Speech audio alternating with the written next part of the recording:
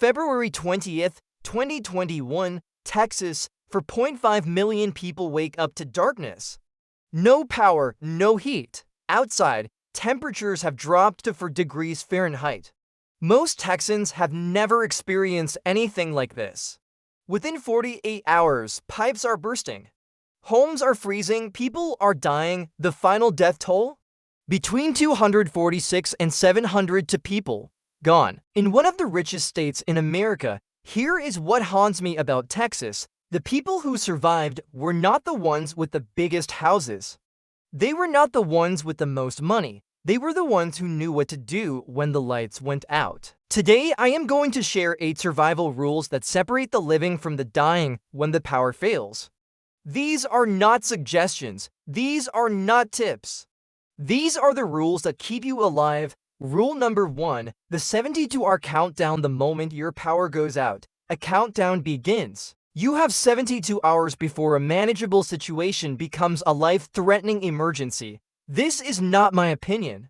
This is the standard used by FEMA, the Red Cross, and every emergency management agency in America. Why 72 hours? Because that is how long your resources last. Your phone battery dies in 12 to 24 hours. Your refrigerator keeps food safe for only 4 hours. Your home loses heat at roughly 3 to 4 degrees per hour in freezing weather. By 72 hours, you are facing dead communications, spoiled food, and dangerous temperatures. Here is the rule. Within the first 15 minutes of a power outage, you must answer 4 questions. 1. How cold is it outside and how cold will it get tonight? 2. How much water do I have stored right now? 3. Do I have a way to heat my home that will not kill me? 4. Does anyone in my household need electricity to survive? If you cannot answer all 4 questions, your 72-hour countdown just became a 24-hour emergency. Most people wait to see if the power comes back. Survivors act immediately. Which one are you? Rule number 2. Temperature is your first enemy. It starts when your core body temperature drops just 3.6 degrees below normal. That is 95 degrees Fahrenheit instead of 98.6. At that point, your body starts shutting down functions to protect your vital organs. Your thinking becomes cloudy, your coordination fails. You make bad decisions, and those bad decisions make everything worse. Here is what most people do not understand about cold. You do not lose body heat evenly. You lose it through 5 pathways. Respiration, that is breathing cold air. Evaporation from sweat, conduction through contact with cold surfaces. Convection from cold air moving across your skin, and radiation from exposed body parts. In a power outage, you must block all 5 pathways. First, control your breathing environment. Stay in the smallest room possible. Your breath alone can raise a small room's temperature by several degrees. Second, stay dry. Wet clothing loses 90% of its insulation value. If you sweat, you die. This is not an exaggeration. Third, get off the floor. Cold floors drain your body heat through conduction. Sleep on a couch, a mattress raised off the ground, or multiple layers of cardboard. Fourth, stop air movement. Seal door gaps with towels. Cover windows with blankets. Eliminate drafts. Fifth, cover your head. You lose up to 10% of your body heat through your head. The survivors in Texas were not the ones with the most blankets. They were the ones who understood that warmth is about preventing heat loss, not just adding layers.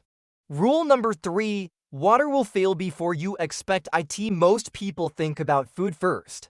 This is a mistake. You can survive 3 weeks without food. You cannot survive 3 days without water. And in a winter power outage, your water supply is more vulnerable than you realize. Here is what happens when the power grid fails. Water treatment plants often fail with it. Pumping stations need electricity. Without power, water pressure drops. Then it stops completely, but that is not the immediate danger. The immediate danger is your pipes freezing. In temperatures below 32 degrees, exposed pipes can freeze in as little as 6 hours. When they thaw, they burst. Now you have no water and a flooded home. The rule is simple. Fill everything within the first hour. Fill your bathtub. That is 30 to 50 gallons of water for flushing toilets and basic hygiene. Fill every pot, pan, and container you own. That is your drinking water. Fill buckets for washing. If you have time and temperatures are dropping, open cabinet doors under sinks to let warm air circulate around pipes. Let faucets drip slightly. Moving water freezes more slowly. How much water do you need? The minimum is 1 gallon per person per day. That covers drinking and basic sanitation. For a family of 4 facing a 72-hour outage, you need at least 12 gallons. In Texas, people were melting snow to drink. They were drinking pool water. Some got sick from contaminated sources. Do not let this happen to you. Rule number 4. Your refrigerator has a deadline the moment power fails. Your refrigerator becomes a race against bacteria. Here are the numbers from the FDA. A closed refrigerator keeps food safe for 4 hours. After that, bacteria begin multiplying in the danger zone between 40 and 140 degrees Fahrenheit. A full freezer maintains safe temperatures for 48 hours. A half-empty freezer lasts only 24 hours. The rule: do not open the door.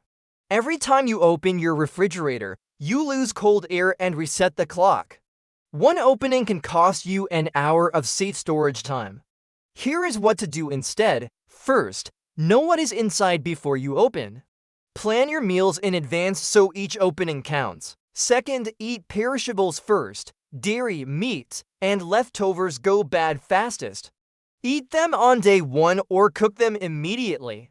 Third, move food to the freezer if it is not full. This buys you time. Fourth, use the outside.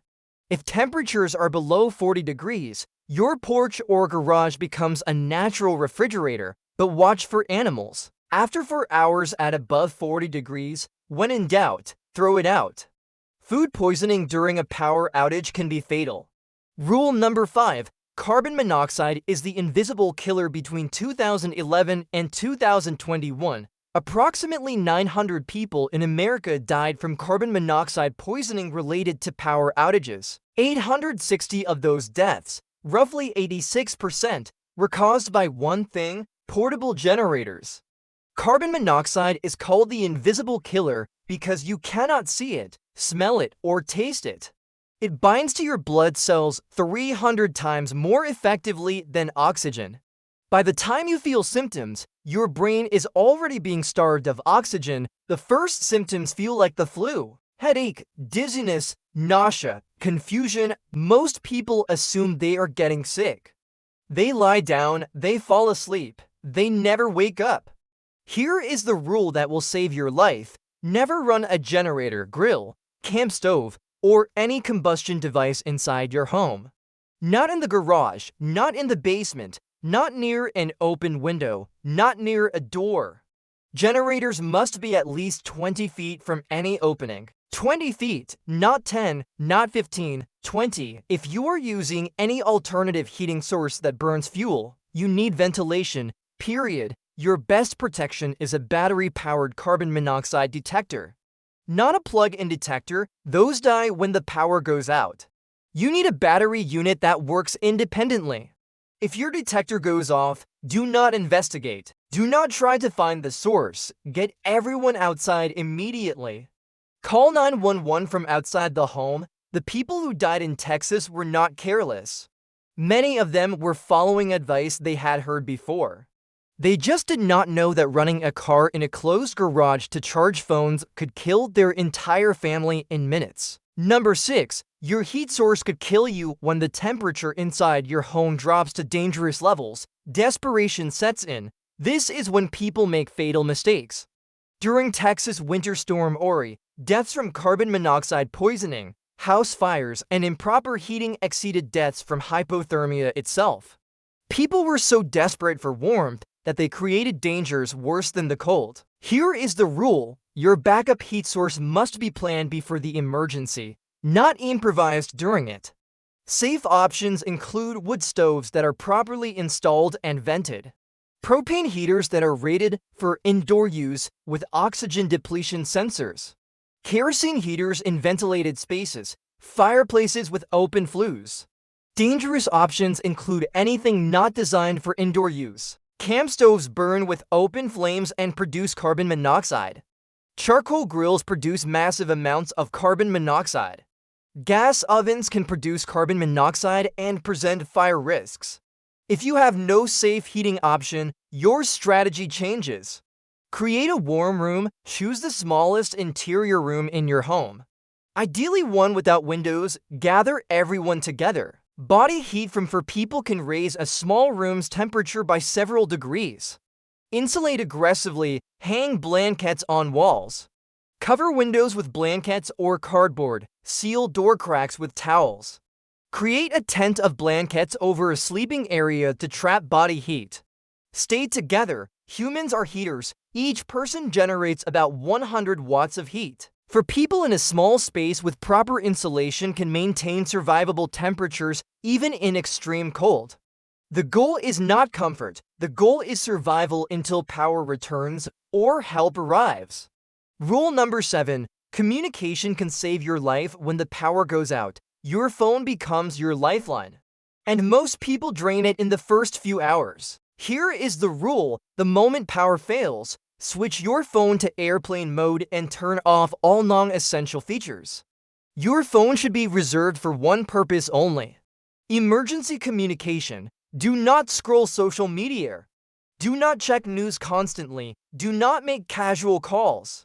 Every minute of screen time costs you battery life that could save your life later. Charge everything while you can. If you have any warning of an outage, charge every device in your home.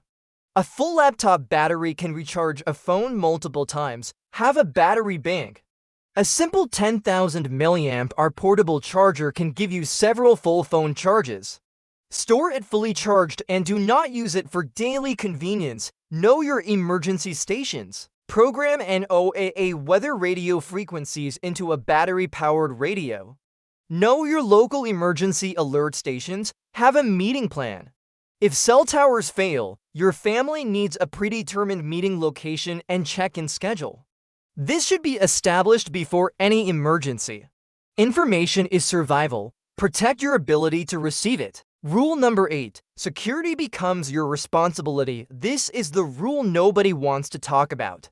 When the power goes out, so do alarm systems. Security cameras fail, street lights go dark, and some people see opportunity in the chaos. Studies of disaster events show that property crime increases during extended outages. The 1977 New York City blackout saw over 1,000 stores looted in a single night. Here is the reality: during a power outage, you are responsible for your own security. The rule is simple: keep a low profile and stay aware. Do not advertise your resources. If you have a generator running, you have something others want. If you have lights on when others are dark, you become a target. Use blackout curtains. Keep noise minimal. Know your neighbors. In a disaster, community is security. Neighbors who know each other watch out for each other. Isolation is vulnerability. Secure your entry points. A simple door bar or security rod costs under $20 and can prevent forced entry.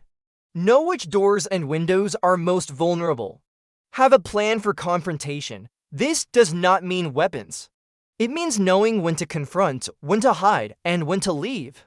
Have a family-safe room. Have an escape route. Most emergencies never involve crime, but the ones that do require preparation. You cannot improvise in the moment.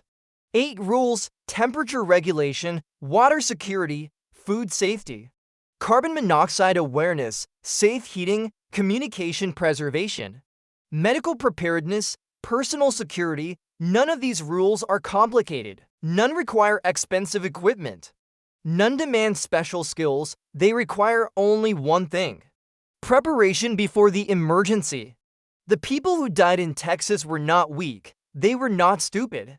They were unprepared for a situation they never expected to face. Do not let this happen to you. In the next 72 hours, I want you to do one thing. Walk through your home and answer the 4 questions from Rule 1. How will I stay warm? Where is my water? How will I safely heat if needed? Do I have battery-powered carbon monoxide detection? If you cannot answer those questions, you have work to do. Winter storms are increasing in frequency and intensity. Our power grid is aging, extended outages are becoming more common, not less. The question is not whether you will face a power outage. The question is whether you will be ready when it happens. Prepare now, survive later.